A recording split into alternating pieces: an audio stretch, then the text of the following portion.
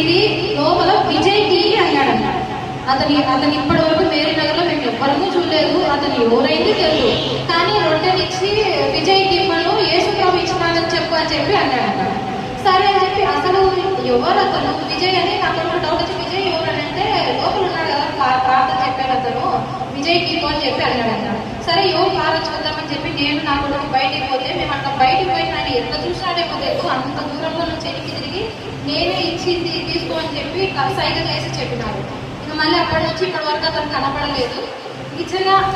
కానీ ఒక్క నిమిషం అనుమానిస్తూ నిజమా ఇది నిజమా, ఎవరు అతను ఎవరు ఎవరు ఎవరని 2 రోజులు 3 రోజుల నుంచి దగ్గర దగ్గర ప్రార్థనలో పెడుతూనే ఉన్నారు. దేవుడా ఇది నువ్వు ఇచ్చినావా, ఎవరు ఇచ్చినారని చెప్పి ప్రార్థనలో పెడితే యూట్యూబ్లో వాక్యం పెట్టున్నప్పుడు కళ్ళ ముందుకు వచ్చినా కానీ ఎవరు నమ్మరు. ఇది నిజమా అని చెప్పి మళ్ళీ ప్రశ్నిస్తారు.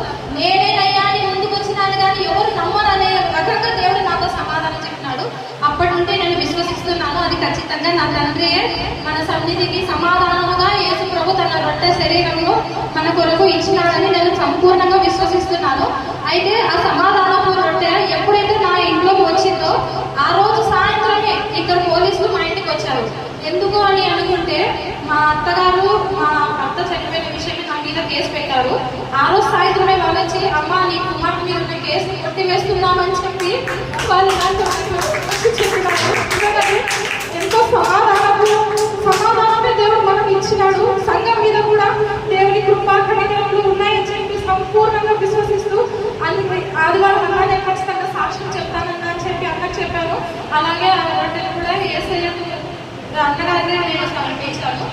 ఇంకో చిన్న విన్నపం ఏమంటే అన్న మీరు ప్రార్థనలో ఆ రొట్టెలు ప్రార్థించి నా బిడ్డ కొరకు ప్రార్థించి మీరు ఇవ్వాలని నా చిన్న విన్నపము. ఇది కొద్ది సాక్ష్యాలు దేవుడు దీవించింది కాదు.